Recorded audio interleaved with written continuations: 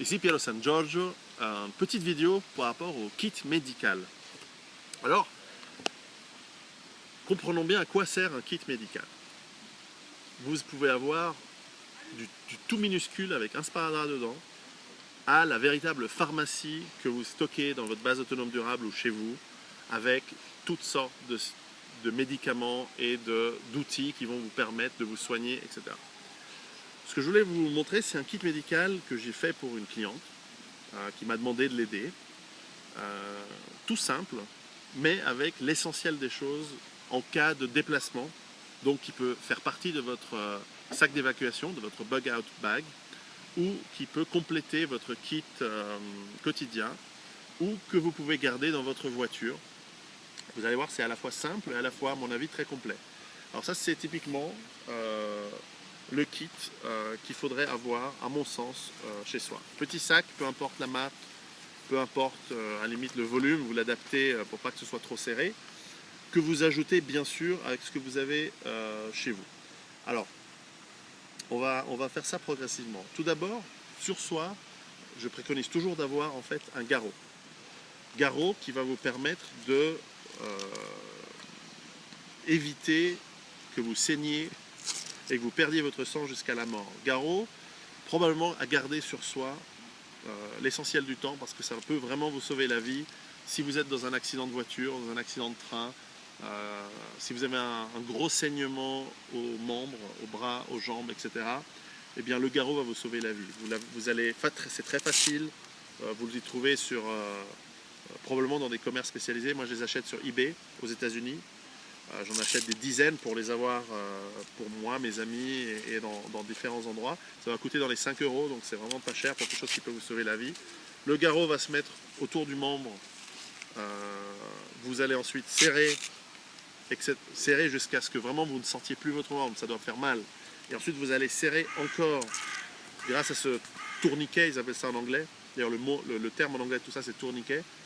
Mais enfin voilà, ça veut dire ce que ça veut dire, vous allez serrer et le bloquer et puis ensuite marquer l'heure ou la minute ou le moment où vous avez installé votre garrot parce que vous pouvez perdre connaissance et peut-être que ce sera quelqu'un d'autre qui va vous aider ou même c'est vous qui va aller mettre ce garrot sur quelqu'un de blessé et vous allez partir chercher de l'aide ou vous allez téléphoner, on va en parler, pour chercher de l'aide. Enfin, vous aurez noté l'heure, la date, le moment, si c'est possible, d'où vous avez pu soigner cette personne. Donc, apprenez à l'utiliser, le garrot sauve des vies. Il sauve des vies tous les jours dans des situations de stress, d'accident. Il n'y a pas besoin que ce soit la fin du monde, la fin de l'économie, l'effondrement économique. Demain, vous pouvez avoir un accident sur le travail. Vous tombez, vous vous faites mal, vous avez une fracture ouverte, une scie circulaire vous coupe la main, enfin peu importe dans ce qui peut arriver, vous avez un accident de voiture, vous pouvez mettre le garrot sur vous-même ou le mettre sur quelqu'un d'autre. Premier élément que je garde personnellement quasiment tout le temps sur moi et qui ne fait pas partie du kit médical, mais qui pourrait en faire partie. En l'occurrence, non, puisque je l'ai toujours sur moi. Alors, kit médical, vous allez voir, c'est très simple, je vais l'ouvrir à l'envers. Première chose, il y a plusieurs choses en fait. D'abord, les instructions d'utilisation du garrot que je garde dans le kit médical parce qu'on peut oublier, on peut se tromper ou simplement c'est quelqu'un d'autre qui va devoir m'aider ou peut-être que ça va être dans les mains de quelqu'un qui ne sait pas, qui ne l'a jamais fait. Donc il y a un kit d'utilisation. Enfin, perdez pas trop de temps à le lire si vous tombez dessus. Apprenez à l'utiliser avant que ça arrive, avant que vous en ayez besoin. J'ai ici là aussi ça vient des États-Unis.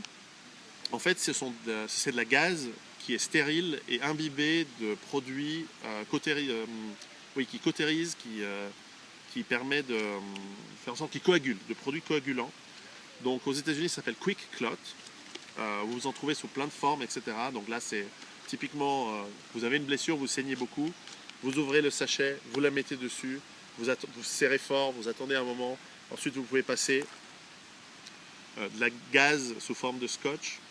Ça ressemble à du scotch, mais en fait c'est de la gaze qui permet de, comme je ne suis pas médecin, je n'ai pas tous les noms techniques de tous les instruments et outils, mais enfin elle va vous permettre de tourner, de fermer assez fort la blessure. Ça c'est en cas de blessure où vous saignez. Il y a de quoi faire des bandages, j'en ai mis deux tailles différentes. Il n'y a pas besoin de remplir votre kit pour 15 opérations, généralement vous allez avoir un accident que vous allez devoir traiter, une blessure que vous allez traiter, 2 bandages, c'est largement suffisant. Vous avez de quoi faire une bande de protection par-dessus les bandages pour empêcher que le bandage se salisse, pour empêcher qu'il se déchire, notamment si vous devez transporter la personne. Donc ça, c'est à mettre après. Dans certaines situations, il se peut que vous ayez de la fumée ou qu'il y ait un environnement toxique. Donc j'ai quand même mis un masque qui peut soit vous protéger si vous devez aider quelqu'un dans un endroit fortement pollué ou avec de la fumée, mais qui peut également aider le blessé s'il se trouve dans une situation difficile. En cas de blessure, j'ai mis 2... Ça c'est génial. Ce sont comme des grands cotons-tiges, mais imbibés dans une solution stérilisante et germicide et antiseptique. Donc il va vous permettre de soigner une petite plaie. Alors, évidemment, si vous avez une grosse blessure, ça va être difficile, mais enfin, vous allez devoir pouvoir traiter une petite plaie et va vous permettre de soigner et nettoyer une plaie, etc. Je vous ai mis 2 petites serviettes stérilisantes qui sont efficaces pour des petites plaies également, pour nettoyer la plaie, éliminer bactéries, virus et moisissures. Ça, c'est toujours très très intéressant. Alors, autant vous avez de la gaze stérile, j'ai mis également de la gaze non stérile. Donc celle-ci n'est pas à mettre en premier sur une plaie, mais enfin, elle peut servir si vous avez une infection, si vous avez une plaie béante, pour nettoyer la partie, le pus par exemple, ou la partie de la blessure qui purule en premier, et ensuite vous allez mettre une gaze stérile lorsque vous allez faire le pansement. Pareil, des cotons peuvent être utiles si vous avez besoin d'enlever des parties qui n'ont, avant de stériliser la plaie. Ça vous fait économiser de la gaze dont il y a un seul paquet. Vous pouvez en prendre 2 évidemment, ou 3, n'hésitez pas. Ensuite, pour ce qui est des médicaments, je n'ai pas mis grand chose parce que les médicaments ont des effets plus ou moins à long terme, donc vous aurez le temps de rentrer quelque part. Mais enfin, le minimum que j'ai voulu mettre, ce sont de l'ibuprofène 400 mg pour les mal de tête ou les douleurs. En cas de douleur très grave, j'ai le nom de la marque, mais je ne sais pas quel est le produit actif. Diclofenac, c'est possible. Enfin, ça, c'est pour des douleurs un peu plus fortes. En gros, c'est plus puissant. J'ai mis de la crème, de la pommade antibiotique pour des petites blessures. Ça permet aussi de les soigner en cas de petites infections. Vous n'êtes pas obligé, celle-ci n'a jamais été utilisée, vous n'êtes pas obligé de mettre une pommade neuve. Vous pouvez prendre une pommade qui est à moitié utilisée parce que le kit ne va pas servir, c'est pas votre pharmacie principale. Donc vous pouvez utiliser un paquet qui a été ouvert. Vérifiez bien pour toutes les dates de péremption des médicaments. Qu'est-ce que j'ai encore? Bon, ça c'est du lourd, c'est de la coamoxicilline, c'est de l'antibiotique. Donc là évidemment, il y a 8 gélules, donc c'est en tout cas pour 4 jours de traitement contre une infection majeure. Donc si vous avez une plaie purulente, ne prenez pas des antibiotiques. De manière générale, les antibiotiques ne sont pas à prendre tous les jours. C'est pour ça que c'est sous ordonnance. Les antibiotiques ne doivent pas être pris tout le temps. Alors je sais, je reçois des emails de beaucoup de gens qui sont pour les soins naturels, pour les plantes. Alors je suis complètement d'accord. La médecine naturelle est bien meilleure pour tout ce qui est prévention, pour tout ce qui est soins à long terme. Enfin, si vous avez une grosse infection et que vous n'avez pas le temps d'être tranquille chez vous, à vous faire des décoctions et des pommades naturelles, l'antibiotique c'est génial. Surtout si vous n'êtes pas habitué à en prendre. Il sera d'autant plus efficace que vous en prenez peu. Voilà. Qu'est-ce qu'on a encore ici? Soins contre la diarrhée. L'opéramide. Voilà, je cherchais le mot. Alors clairement, ça c'est très utile contre les diarrhées. Il se peut que vous ayez bu de l'eau contaminée, que vous ayez une très très forte diarrhée. Le soin contre la diarrhée, c'est le repos et boire beaucoup d'eau propre. C'est tout. Mais si vous voulez éviter de vous arrêter chaque 5 minutes pour vous occuper de votre diarrhée grave et vous déshydrater, le loperamide va vous permettre de soigner cette diarrhée. Qu'est-ce qu'on a encore? Alors ça c'est un peu personnel, j'ai souvent des rhumes, je suis un peu sensible des sinus. Alors j'ai des pastilles contre le rhume. Pourquoi? Parce que j'aimerais éviter que, en cas de rhume ou en cas de toux, si je dois me cacher quelque part, et que tout d'un coup j'ai pas envie d'être repéré, que je commence à tousser, évidemment ça va me faire repérer. Donc ça c'est un peu personnel. J'ai aussi des petits traitements contre la fièvre, mais enfin c'est un peu comme les antidouleurs, c'est pas forcément indispensable, mais ça peut vous soulager en cas de problème. Et puis ça aussi en cas de problème d'acidité d'estomac, des petites gélules anti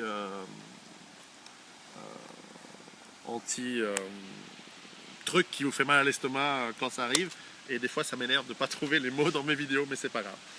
Enfin, en cas de problème aux yeux, 2 petites fioles de sérum physiologique liquide typiquement pour voilà, dégager un problème si vous avez une poussière ou une écharde ou quelque chose dans l'œil. Ça c'est vraiment va vous soulager, etc. Ça je vous en parle dans un petit moment. Parce que dans la suite du kit, vous avez de quoi écrire, un crayon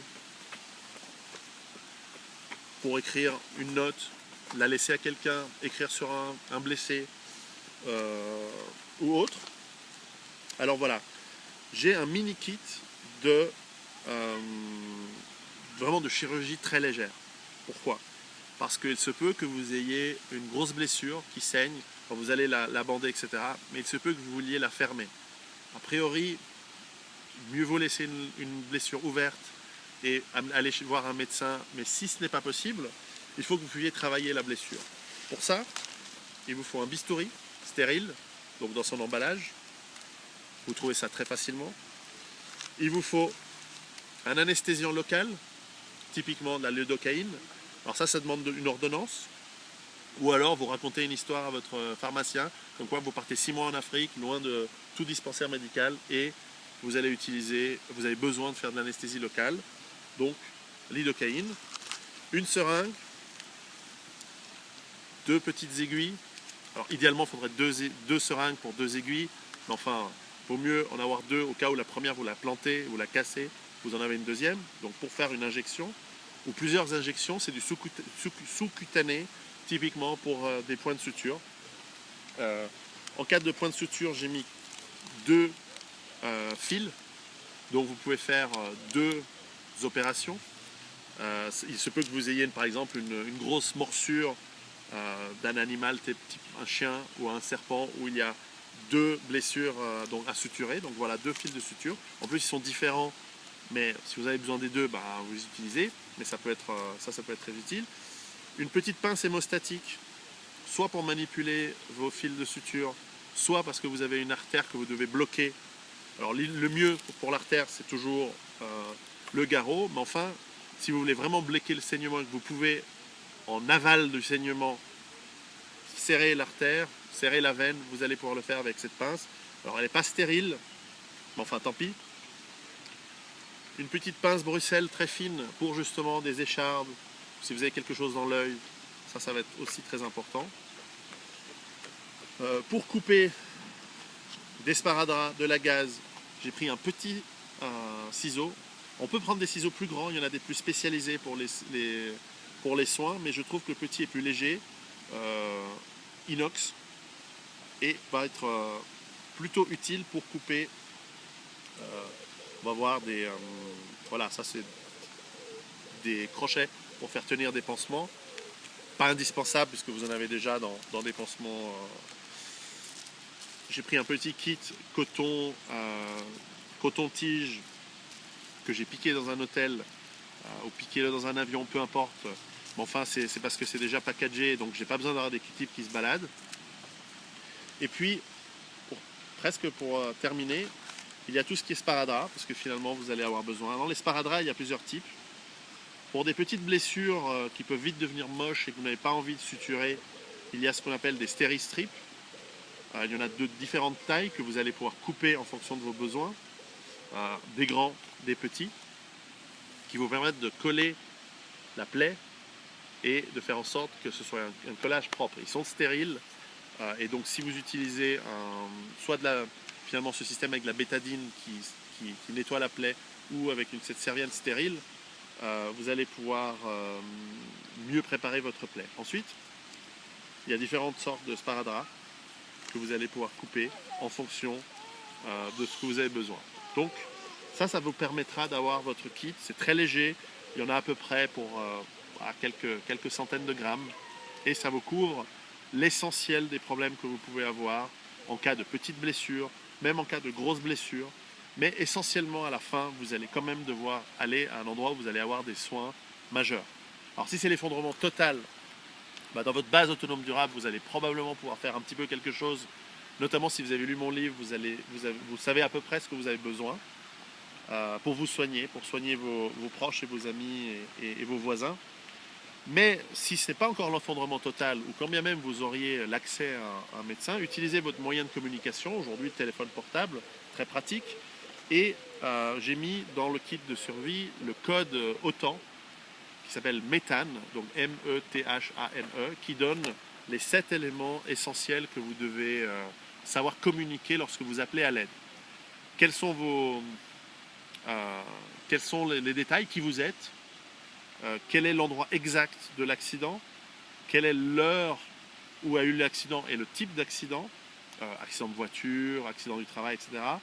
Quels sont les problèmes qui peuvent exister dans votre environnement. Est-ce que vous êtes sur une zone de guerre? Est-ce que vous êtes dans une zone de catastrophe? Est-ce qu'il y a eu un tremblement de terre?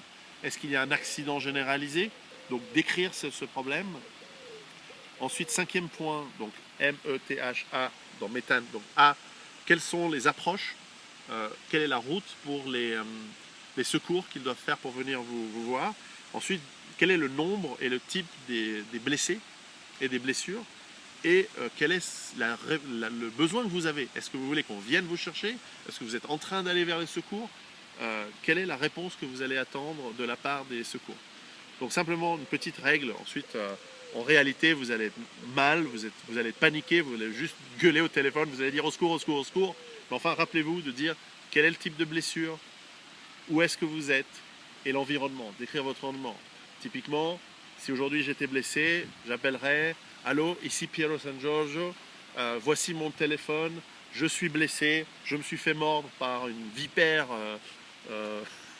non, je me suis fait mordre par un chien, d'un punk à chien qui m'a agressé.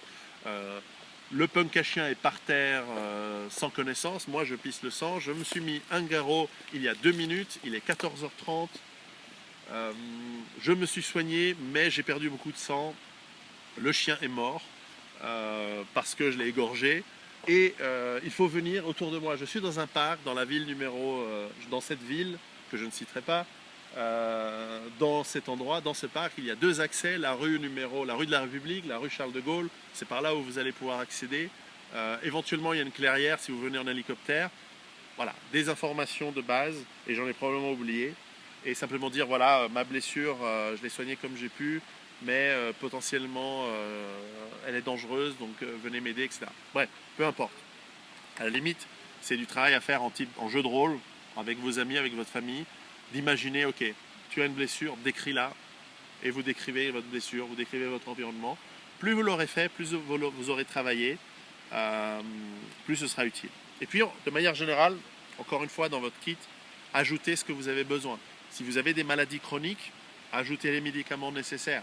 Si vous avez des problèmes cardiaques, ajoutez les médicaments nécessaires. Si vous avez des handicaps, mettez avec vous ce qui vous sera absolument nécessaire en cas de problème. Ça peut aller de choses très simples comme l'asthme à des choses très lourdes comme des maladies chroniques très incapacitantes, etc. Donc voilà, donc ça c'est un kit très très simple. J'ai à peu près le même dans ma voiture. J'ai à peu près le même, je l'échange régulièrement dans mon sac d'évacuation. Mais enfin voilà, j'ai fait ce kit pour une cliente, une amie. Et donc voilà, ça va vous donner une idée d'un petit peu de ce que je peux avoir sur moi. Et peut-être ça va vous donner quelques inspirations pour faire le vôtre. Voilà, et encore une fois, ce n'est pas besoin que ce soit la fin du monde, c'est quelque chose à voir en temps normal, puisque des problèmes peuvent arriver à n'importe quel moment. Voilà, à bientôt.